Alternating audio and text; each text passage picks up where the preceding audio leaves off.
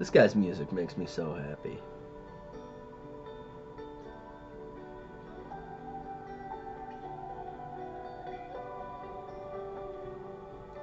It's been a wonderful couple days.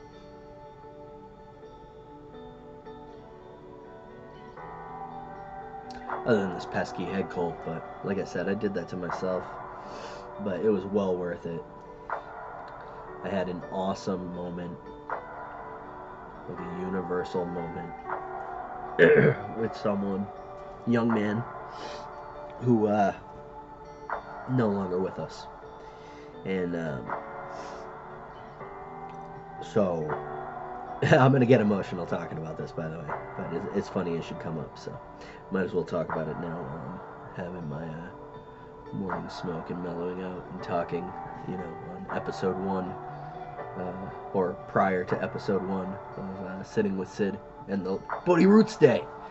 Yeah, we love Arbor Day, but November 1st is now Bodhi Roots Day. That is where you go out and you plant your Bodhi roots. If you don't know what Bodhi roots are, well, you've come to the right place. I had a job interview, and the job interview just so happened to be nearby the cemetery where this young man, Jason, resides. And there's a beautiful bench up there in his honor, in his memorial, or in his memory.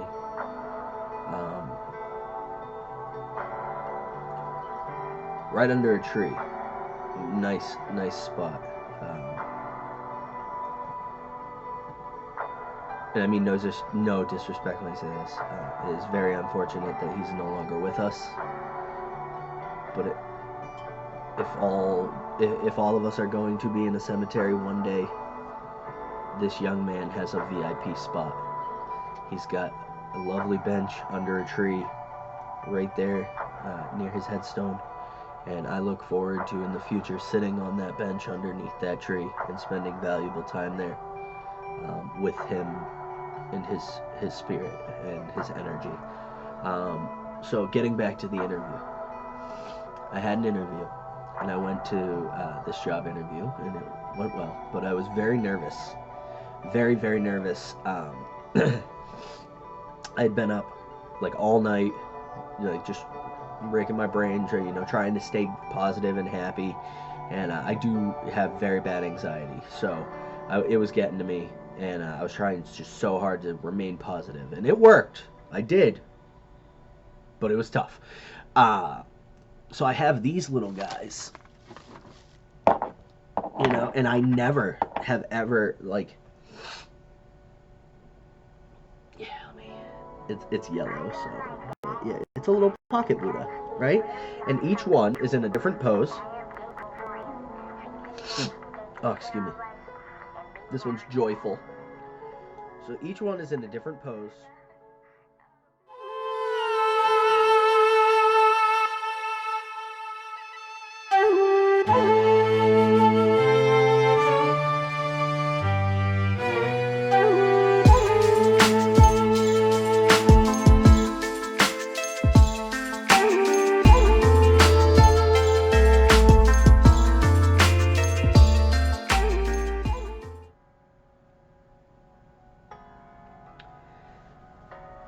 So, this one's joyful. Love. This one here is my daughter's favorite, because you got the Buddha throwing up peace sign. Love it. So, peace Buddha. So, there's a whole bunch of these ones, and the store that I used to go in at the mall to get my decor, Buddhist decor, incense, and different things like that. They sold those little pocket Buddhas, and I had one. It was a wisdom Buddha. It was purple, and the wisdom, as a matter of fact, I got him. He's right over there, the original one. He sits in He sits in my planter with my cosmic plant over there. Everything over there means something special to me. I have, so it's a multi-tiered. The plant is on top in a planter on like a little mini Zen garden I built. And then below it, there's another thing of stones on the bottom. No actual sand, because it's on my computer desk and I don't want to deal with Zen garden sand. So instead, I took the Zen garden, I dumped the sand, and I replaced it with like white pea stones. And I have my incense burners in there, and it's nice. Anyways, sitting in there is an elephant, trunk up, sitting up, purple elephant. I believe it's amethyst. It might be just purple glass, but I think it's amethyst. I'd have to go pull it out of the thing, which I don't feel like doing right now. Either way, that and the little purple wisdom Buddha, similar to this one, they're sitting, and the wisdom Buddha is in full meditation pose, with eyes closed and, just very peaceful. And that was given to me, the elephant, the wisdom Buddha, and an amethyst bracelet. I wear a lot of bracelets. I'm not wearing them now, but they are right in front of me. My kids got me for Father's Day, and my ex-wife. So my ex-wife went out and helped my children pick out stuff at my favorite Buddhist store, and that's what they came back with. Those are a couple of the items, and I loved it. The bracelet has long since broken. That was my Father's Day gift, and I love my kids more than anything, so that meant everything. And so the wisdom Buddha comes on keychain. There's two versions of these that I know of. There's the little statue ones, which are the exact same thing, except they don't have a little hook screwed into the top of their head with a keychain coming out of it. The one my daughter and son got me was a keychain one, so I wore I had it on my keys constantly. So he has like faded nose and cheeks and facial features from rubbing around in my pocket, and it's very worn, but it looks nice, and it gives it character, and I love it. It's very special to me, so I keep it in my little plant garden over there.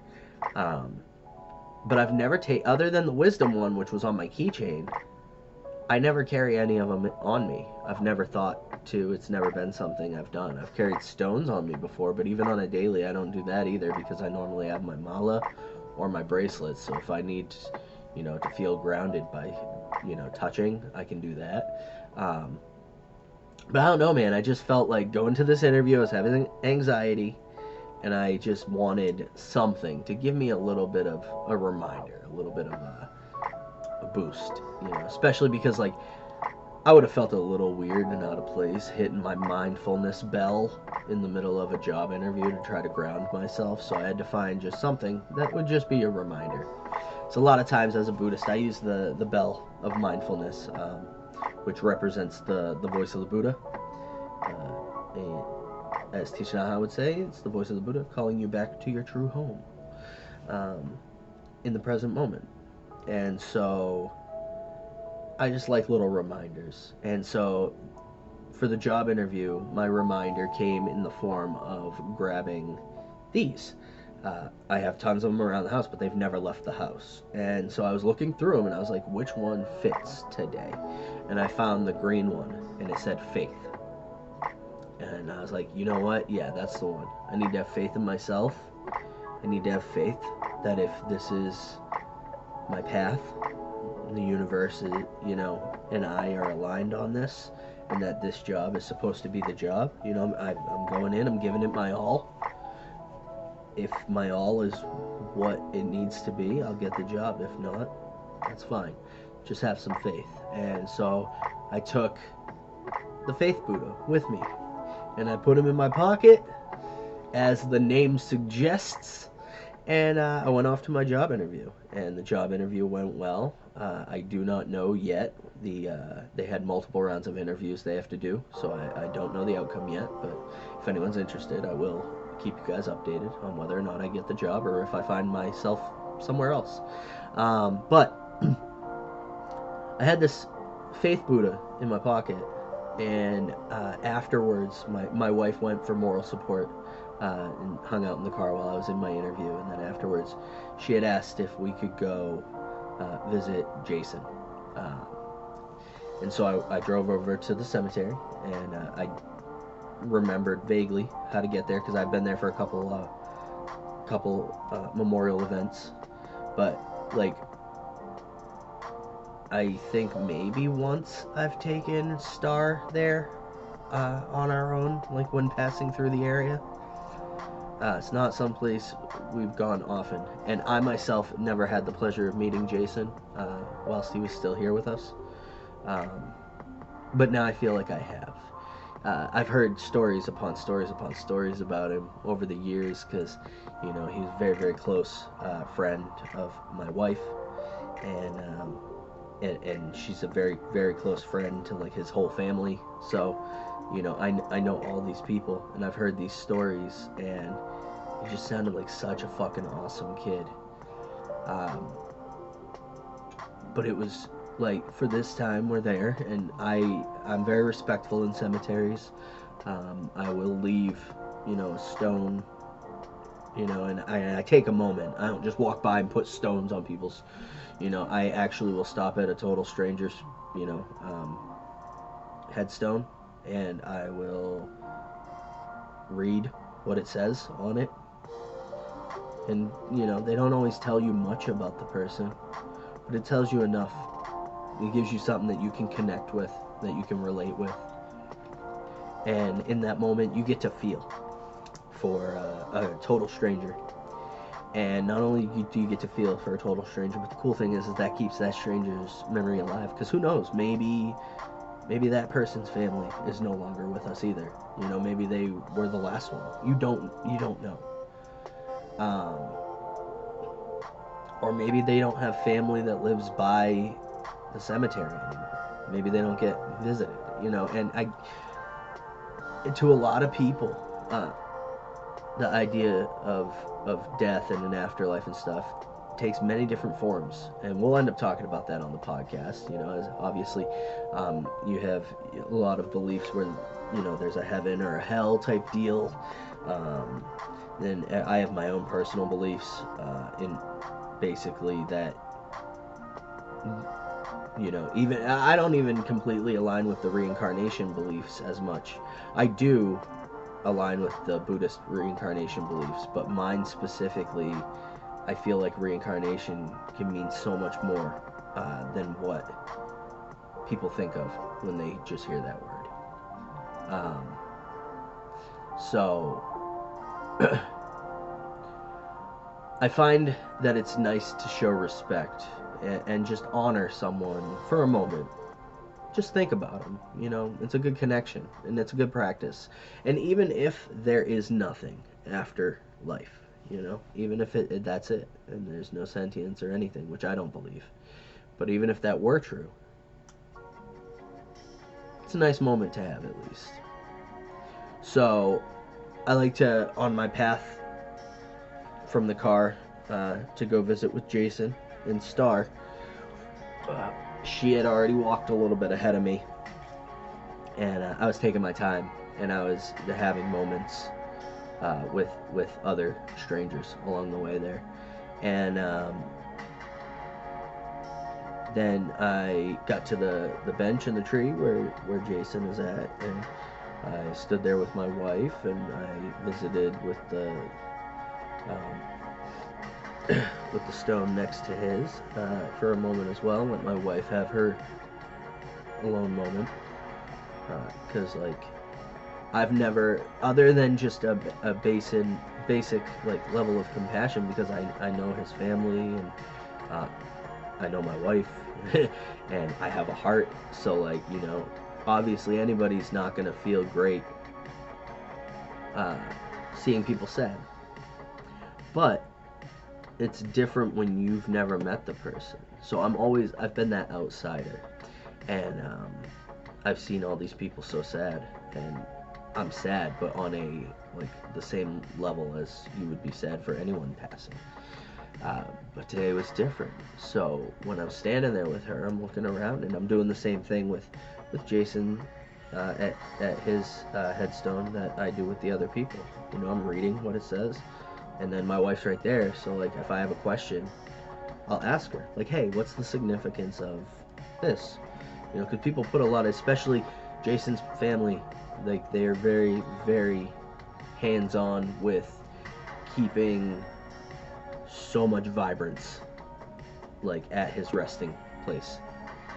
You know, it's decorated for Halloween, and that's so fucking like sweet when people do that. And you know, and not just on Memorial Day or something. But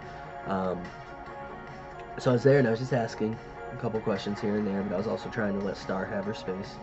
And I was just trying to have my own moment and just be like, and I was thinking, I was like, you know, it kind of sucks. Like, I never got to meet this kid. He seems like a really fucking nice kid. And then, like, I'm looking, and there's a statue of the Buddha. And the Buddha is, you know, posed. He's, like, resting his head on his hand. He's just chilling.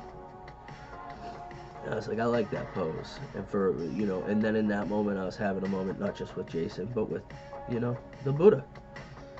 And I got to, you know, and all of a sudden, I found a connection I never knew that I had with Jason. So I asked about it, and Star didn't really know at all what the Buddha was about at his headstone. But as we're spending time there, and it was not a rushed visit, we were there for a very long time, probably like an hour-ish, in the rain, just hanging out. And but like as we're looking, and like Star's, you know, just looking around at the different trinkets and knickknacks that Jason's family and friends have left over the years, she found 2 more Buddhas on the side. One of which was a green Buddha, albeit very old, like worn and dirty looking from chilling outside all the time, but a green Buddha looked just like, you know, one of these ones. And so I got a closer look, and I realized that it was the exact same faith pocket Buddha that I had just randomly happened to needed to grab that day to help me feel a little more confident in that job interview. And then after the job interview, we visited Jason, and Jason had the same Buddha. And then that led to so many more questions in my mind. And since then, you know, I've spoken with his mother, and my wife has also spoken with his mother, and I've learned a little bit more about it, that he had just really starting to get into story of the Buddha, and you know, he found a connection with Buddhism. And so it came in a very special time. And I knew I was doing this, like, this week. So I was like, that's crazy. That's incredible. Timing. And, you know, now I felt like I got to have a moment. You know, now Jason doesn't just reside in a part of my heart reserved for, you know, the friends and family of my friends and family. You know what I mean? Now I have a connection with him as well. It was that moment there, you know, that coincidence that was almost far too much of a coincidence to actually be a coincidence. It's one of those universal moments where it's just like a nod from the universe. Like, okay, maybe it was purely coincidental. But that doesn't mean it has any less meaning. Because I got to feel something in that moment. And that led to me standing in that rain for much longer than I probably was going to initially. because it went from just me standing there out of respect for my wife while she have a moment with her friend to my wife and I both having a moment with our friend.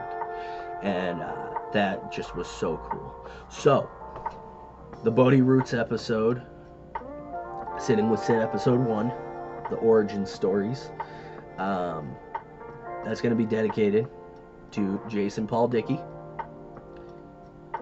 Thank you for touching all of the people that you did, because many of those people have had very positive impacts on me as a person in the time since you have left.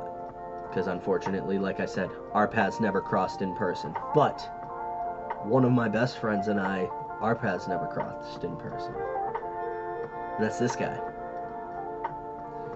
So, I'm very honored to bring this first episode of Sitting with Sid. I hope it opens doors of opportunity for all of its listeners. Whether you listen to it and you just enjoy learning, or you listen to it and you have one moment where I say something stupid and it makes you laugh, I hope everyone enjoys. I really do. I want it to be, I don't care if it only ever gets one listener or if it gets 1 trillion listens. I just hope that every person that does listen has a moment of enjoyment and a moment of connection, universal connection, knowing that, like, I might not know you. I might never get to know you, but I care, and I hope you have a great day. And if I can help you have a great day, and that can inspire you to want others to also have a great day, then that's, as Oprah would say, that is the joy for me. I love bread.